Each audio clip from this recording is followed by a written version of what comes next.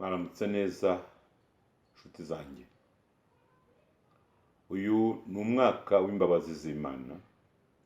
Imana yaduhishuriye ibikomeye, iduhishurira ibyiza, iduhishurira n'ibibi kugira ngo tubibagezeho.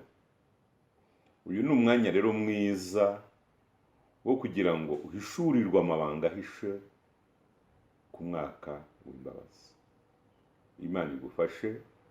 Ni buri munsi saa 2 za mu gitondo ku isaha ya Kigali. Kurikira kandi uhishurirwe.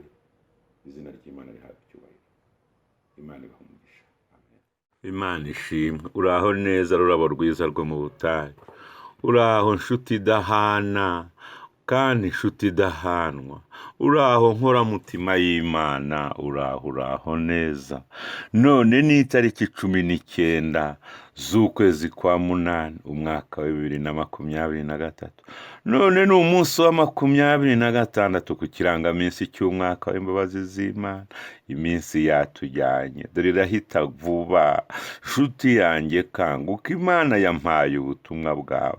Imana yambwiye ngo ije gushyira umukororombya nk'ikimenyetso ku buzima bwawe. Imana ihimbazwe. Itangirira 9 n'umurongo wa 13. Imana irirahiye iravuga ngo ninjya ndeba uwo mukororombya ngo nta kibi nzongera kukugirira. Imana ihimbazwe.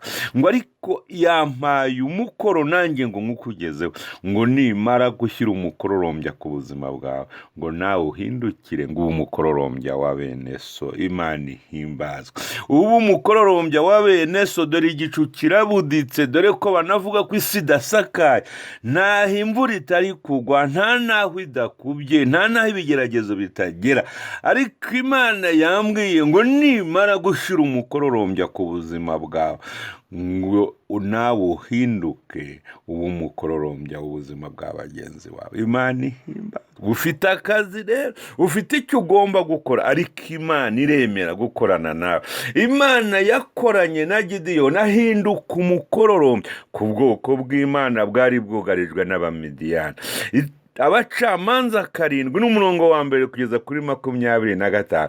Gideyoni yatabaye ngo ajye gutabara kunesha Abamidiyani. Imana yemera gukorana nawe, Imana yemera kugendana nawe, ariko yamuhaye akabazo nkakugiye kuguha uyu mwanya. Ngo yaramubwiye ngo Gideyoni, ngo abantu muri kumwe barakabije kuba benshi, ngo ntabwo natabarana nawe ufite abantu bangana gutyo, ngo kugira ngo nunesha utazibwira ko ari amaboko yawe.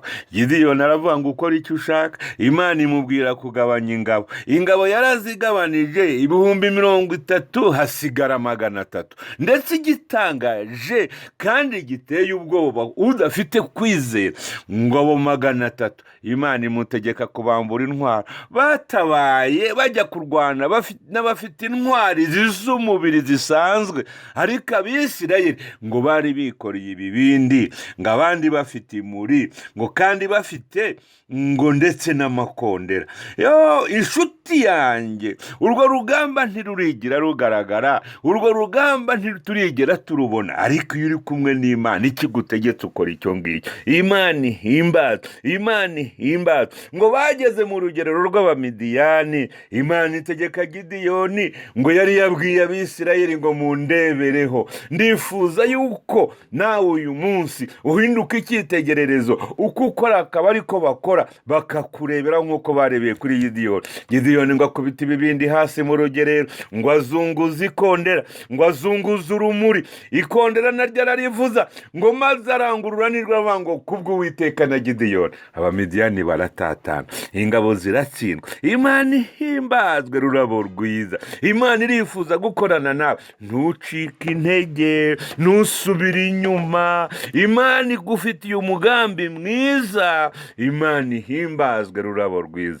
Tuza Urugero Rwiza TV ikorera kuri YouTube. Turabakunda muri nkoramutima zacu. Imana irambwiye ngo nimara gutambika umuseke ku buzima bwawe, ngo nawe uhindukire ubu umuseke w'abagenzi bawe.